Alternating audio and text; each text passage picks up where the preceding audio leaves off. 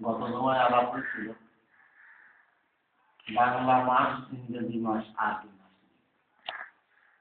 বাংলা মাস সাধারণত শুরু হয় পয়লা বৈশাখ, পান্তা ইলিশ দিয়ে। সেটা হচ্ছে সবাই খুশি যাবে। ইংরেজি মাস হচ্ছে ভ্যালেন্টাইন ডে, তারা খুশি সবাই উৎসব করে। কিন্তু আরবি মাস যেটা আছে, এটা আছে তৌহিদ ইব্রাহিম আমরা মুসা এবং ইব্রাহিমের সৈকত মাস। এখন আল্লাহ পাক ইব্রাহিম আলাইহিস সালামকে সময়কে 3 ভাগে ভাগ করে দিলেন। রাত দিনের সময়কে 1 ভাগ রুজি রোজগার রোজগারের জন্য, 1 ভাগ হচ্ছে ইবাদত বন্দেগী, আর 1 ভাগ হচ্ছে হিসাব নিকাশের জন্য। এই দিনের মুখী ইবাদত বন্দেগী কি করলে, ভালো মন্দ কি করলে তার হিসাব নিকাশ।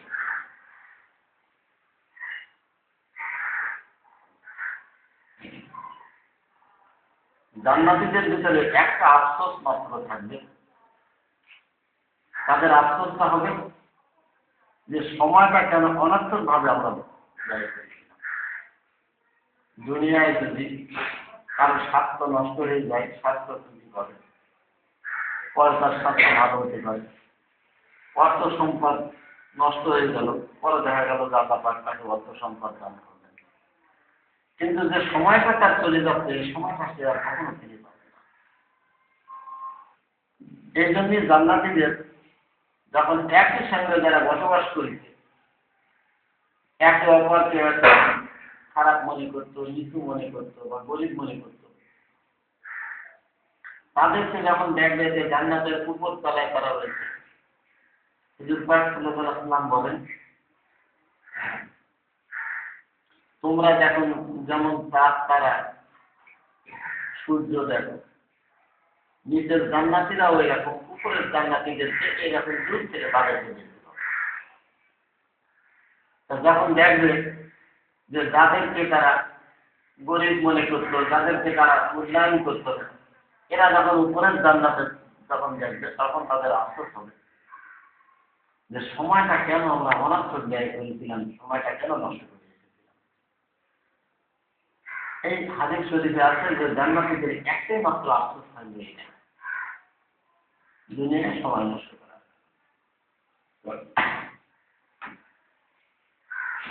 তো আল্লাহ রাব্বুল আলামিন আমাদের যে সময়টা চলে গেল গত শনিবারে, 1টা বছর চলে গেল। যে সময় চলে গেছে, দুনিয়ার সমস্ত লোক মিলে যদি কান্নাকাটি করে, একটা মুহূর্ত আর ফিরে আসবে না।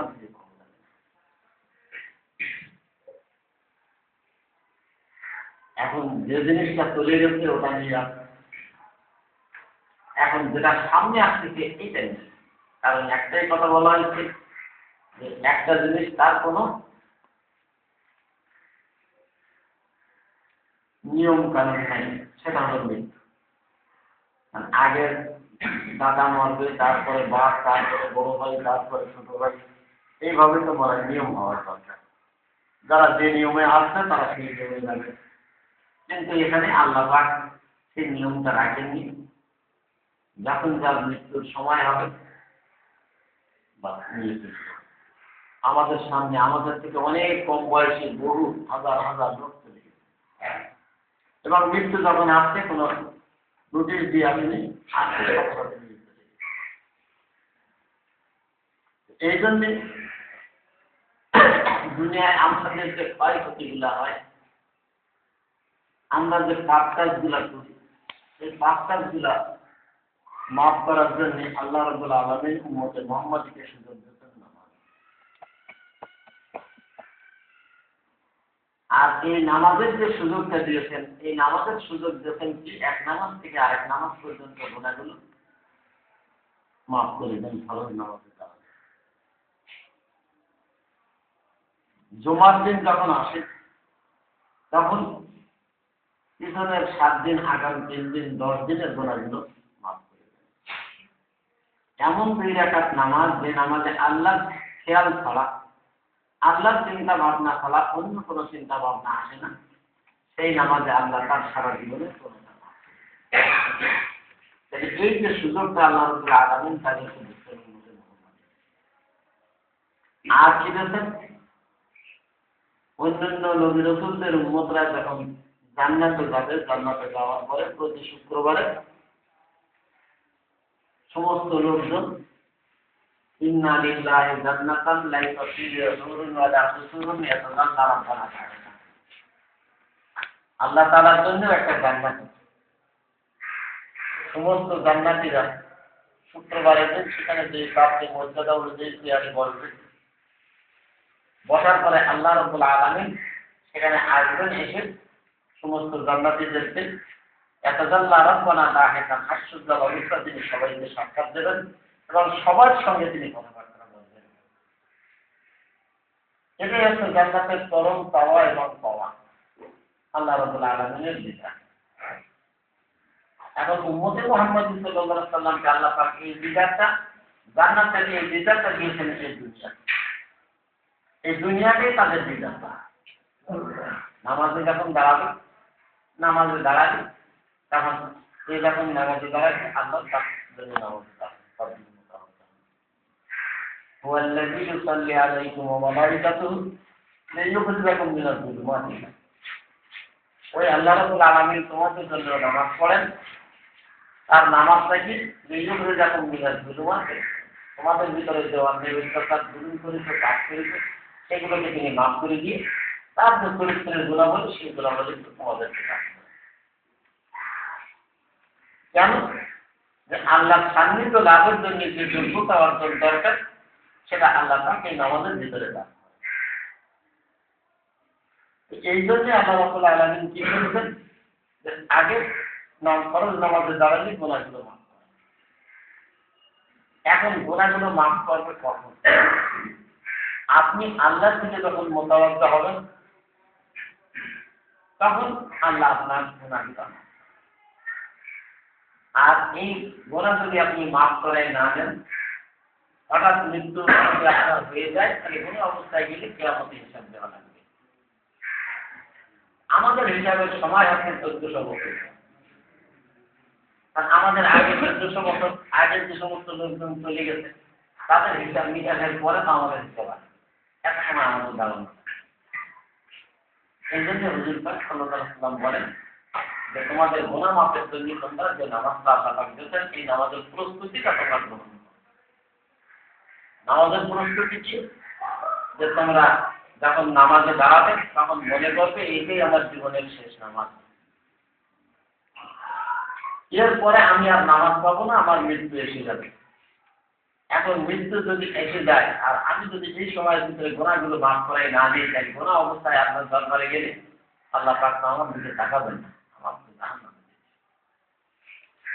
আল্লাহ পাক যখন তার হাবিবের উম্মতদের সুযোগ দেন, এই সুযোগের সদ্ব্যবহারের জন্য সে প্রথমে দাঁড়িয়ে মনে করবে যে এটাই আমার জীবনের শেষ নামাজ, এবং এই নামাজে যদি আমি গুনাহগুলো মাফ করাই না নেই তাহলে আর আমার গুনাহ মাফের সুযোগ আসবে না।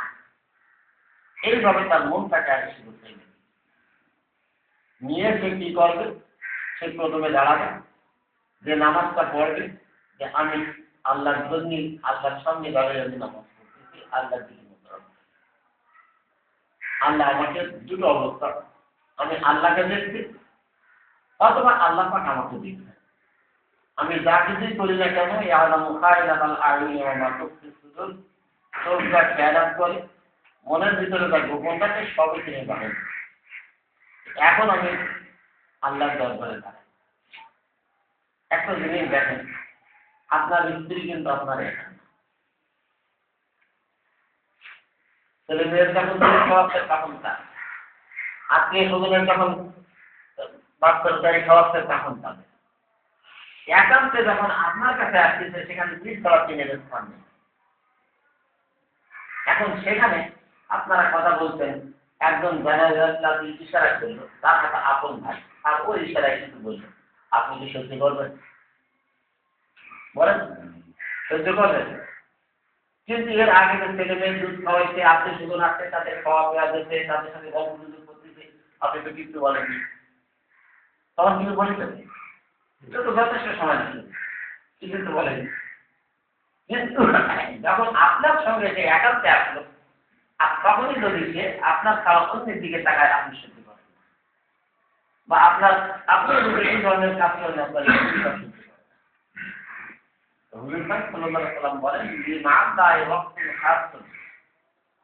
আল্লাহ পাকের সঙ্গে আমার একটা বিশেষ সময়, সেখানে অন্য কেউ ঢুকবে না, একমাত্র আল্লাহ এবং আমার সঙ্গে এক কথাবার্তা হবে।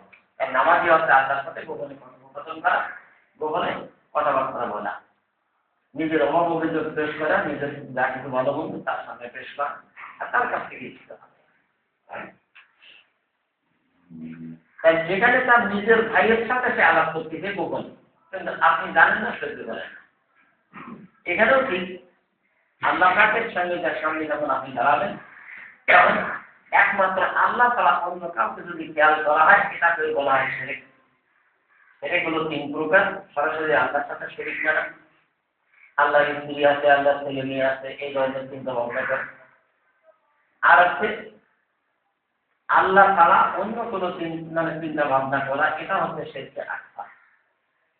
আর বিশেষ করে নামাজের সময় যদি প্রথমে যখন সে নামাজে দাঁড়াবে, নামাজটা কি আপনি সালাত জিক্রি, আমার স্মরণের জন্য নামাজ চাই, তাহলে প্রথম থেকে শেষ পর্যন্ত কি করবে? আল্লাহ স্মরণের। এখন এই স্মরণ যদি সে বাদ দেয়, এটি যদি খেয়াল করে, সঙ্গে সঙ্গে আল্লাহ বলেন কোন দিকে খেয়াল করতে, আমার দিকে থাকে। আর একবার যদি করে, আরেকবার এরকম বলেন, দ্বিতীয়বার দেখালে তার চিত্ত মোতাবজ্জহ হয়ে যান, এবং নিজেরাও লক্ষ্য করে ডাকবেন। বাদের চিন্তা ভাবনা আসলো, সরাই দেবেন, আবার চিন্তা ভাবনা আসলো, সরাই দেবেন, আবার আসলো, সরালেন। এরপরে যদি বাদের চিন্তা ভাবনা আসে, ওই নামাজের ভিতরে আপনার মন আপনি আর বসাতে পারবেন না, পরীক্ষা করে দেবেন। কারণ আল্লাহ বলছেন তৃতীয়বার যদি হয়, তারা বদলা আল্লাহ তার মোতাবজ্জহ উঠে নেন, তার দিক থেকে মোতাবজ্জহটা উঠে নেন, তার দিকে আর ফেরেন না। অন্য হাদিসে বলছে রাদিয়াল্লাহু আলাইহি সালাতু, আল্লাহ পাক তার নামাজটা তার মুখে খেলাপ করলে না নিক্ষেপ করেন, আর নামাজ তখন বদয়া করে, দাইয়াক আল্লাহ কামা দাইয়াক, আল্লাহ তাআলা ধ্বংস করুন, তুই যেমন আমাকে ধ্বংস করিস, তখন খেলাপ করলে না ওই নামাজটা নিক্ষেপ করা। অথচ নামাজটা আমরা পড়তেছি কেন? নামাজটা পড়তেছি এক নামাজ থেকে আর এক নামাজ পর্যন্ত যে গুনাহগুলো করেছে, এই গুনাহগুলো আল্লাহ পাক আমাদেরকে মাফ করে। তোমার নামাজ পড়তে আসি কেন?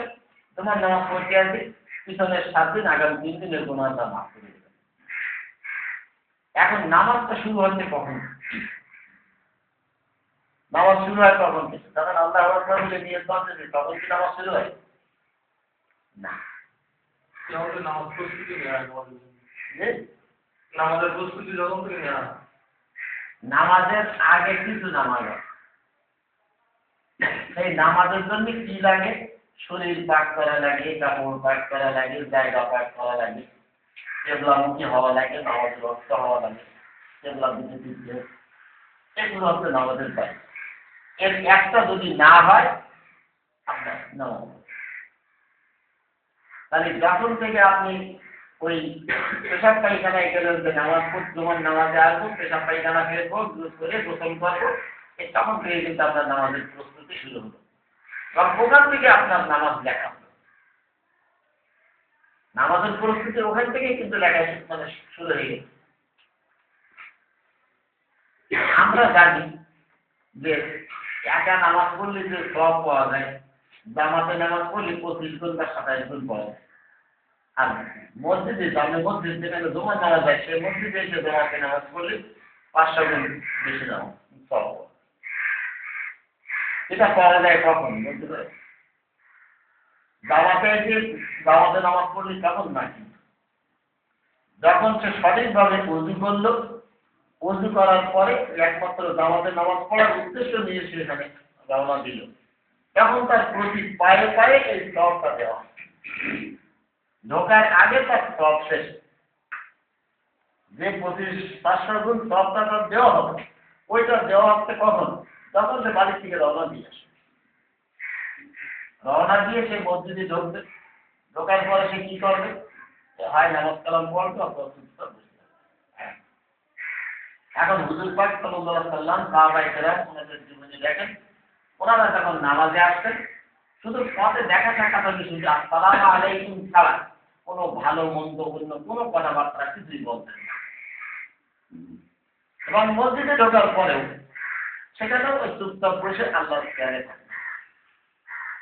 এখন বলা হচ্ছে যে এই সওয়াবটা তখনই দেওয়া হবে সঠিকভাবে সে উজু করবে, ভালোভাবে উজু করলো এবং উজু করার পরে একমাত্র জমার উদ্দেশ্য তার আর কোনো উদ্দেশ্য তার থাকবে।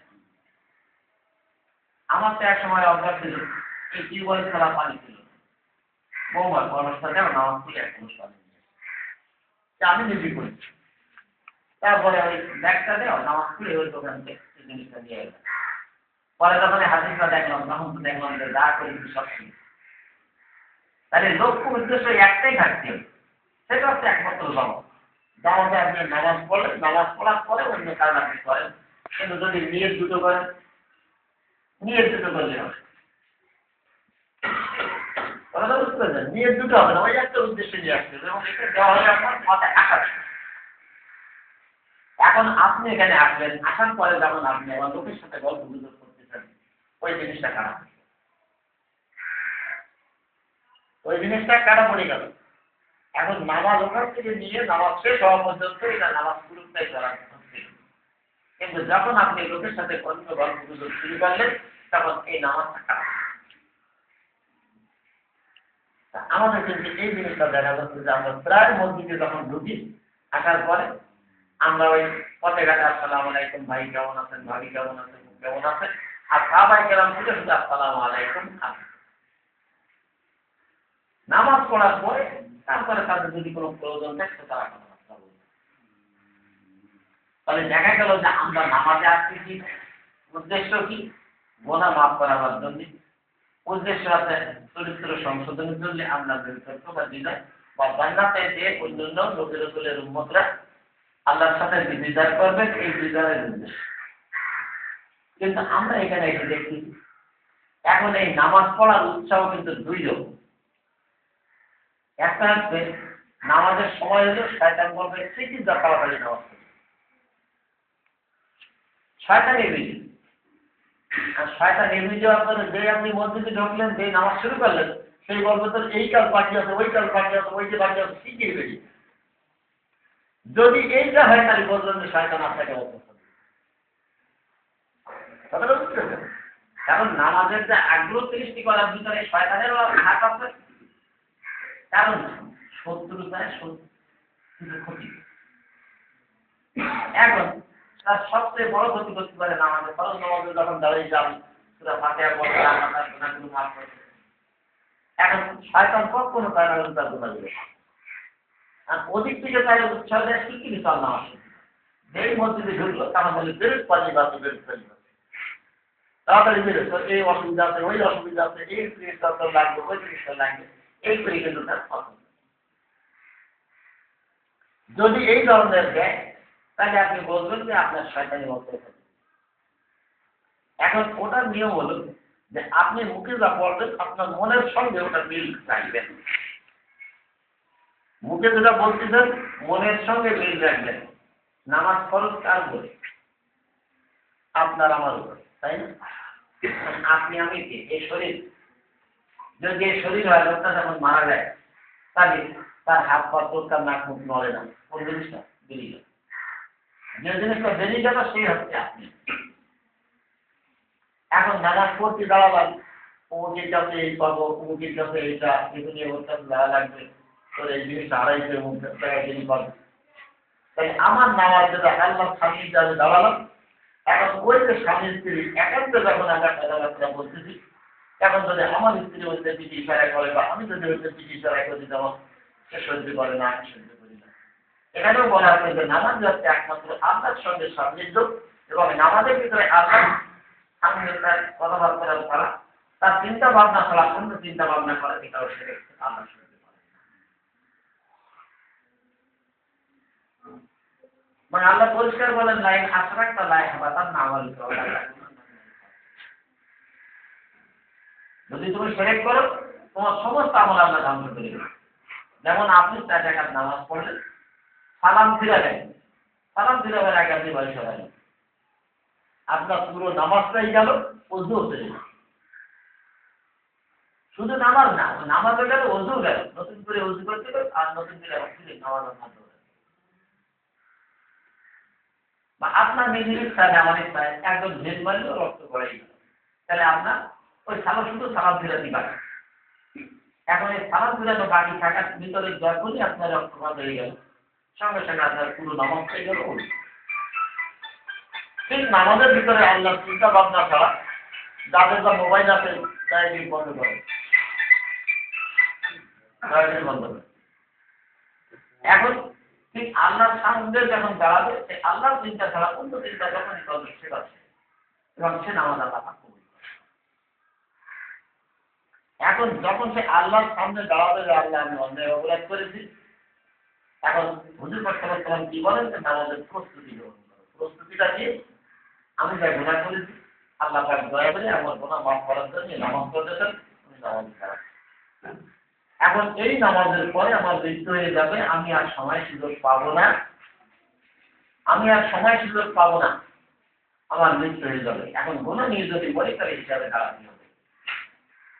আর এই সুযোগে যদি আমি আমার গুনাহটা মাফ করাই নেই, আল্লাহর কাছে কান্নাকাটি করে, তাহলে আমাকে পরে মৃত্যু হয়ে গেলে গুনাহ শূন্য অবস্থায় আমি চলে গেলাম, আমার আর হিসাব নিকাশ দেওয়া লাগবে না। আল্লাহ পাক এই যে সুযোগটা দিয়েছেন, এর প্রস্তুতি তুমি গ্রহণ করো। এই প্রস্তুতি গ্রহণ করে একমাত্র আল্লাহ চিন্তা ভাবনা করার অন্য কোনো চিন্তা ভাবনা করে।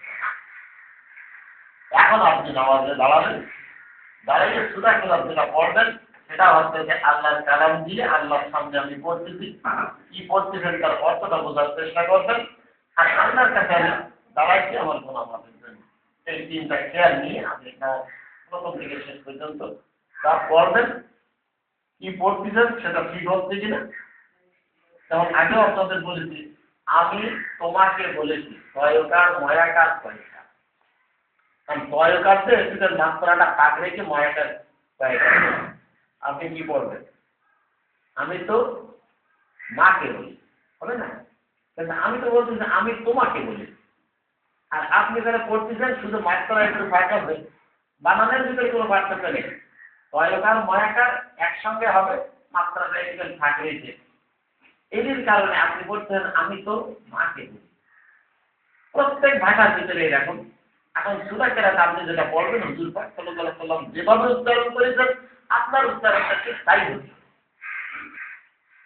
যদি তা না হয় তাহলে হবে না, মানে অর্থ পাল্টে যাবে না। যা হোক, তো আজকে হচ্ছে মহারম মাস চলতেছে, আগামী সোমবার দিনগত রাত্রে আশুরা। এই আশুরাতে আল্লাহ পাকের হাজার হাজার অগণিত রহমত আছে। সর্বপ্রথম দুনিয়াতে মাটি সৃষ্টি হয়, খানায় কাবার মাটি, এটা হচ্ছে 10 মহারম আশুরা। আদম আলাইহিস সালামের গুনাহ মাফ, আদম আলাইহিস সালামকে দুনিয়ায় আনা, এখান থেকে নেওয়া, নূহ আলাইহিস সালামের প্লাবনের থেকে আপনার মাফ করানো, মুসা আলাইহিস সালাম যে আপনার সাগর পাড়ে দিয়েছিলেন সে পথ হয়ে যাওয়া, ইউনূস আলাইহিস সালাম যে 40 দিন মাছের পেটে ছিলেন, মাছের পেটের থেকে বের হওয়া, এমনি ধরনের হাজার হাজার ঘটনা এই 10 মহারম আশুরার সাথে। এখানেও আশুরা আগামী সোমবার দিনগত রাত্রে এখানে মাগরিব বাদে মাহফিল আছে, আপনাদের দেওয়া থাকবে, আপনারাও আসতে পারেন। যা হোক, এখন আল্লাহ পাক আমাদের যে আরবি মাসের যে প্রথম এই মহরম মাস শুরু হলো, একটা বছর আমরা যা ক্ষতি করার কাছে করেছি বা জীবনে যা ক্ষতি করার করেছি এখনো সামনে আছে। যদি সে সম্পূর্ণ আল্লাহর খেয়াল রেখে সে যদি 2 রাকাত নামাজ পড়তে পারে, এর ভিতরে অন্য চিন্তা ভাবনা যদি না করে, আল্লাহ তার সারা জীবনের গুনাহ মাফ করে দেবেন। আমাদের সামনে এই পথটা এখন খোলা আছে। আর একটা পথ খোলা আছে কি, এই যে 10 মহরম আশুরাতে আল্লাহ পাক হাজার হাজার লাখ লাখ কোটি কোটি লোকের গুনাহ মাফ করে দেন। এই রাত্রিটাও কান্নাকাটি করে আল্লাহ থেকে কাটাকাটি করলে আল্লাহ পাক দয়া করে মাফ করে দেবেন, এই একটা সুযোগ আছে। এখন আমরা যদি এই সুযোগগুলো গ্রহণ করি, খেলা অবহেলা করে নষ্ট না করি, আল্লাহ পাক আমাদেরকে তৌফিক দান করুক। বা আখিরে দাওয়ানা, সবাই দাঁড়ানো,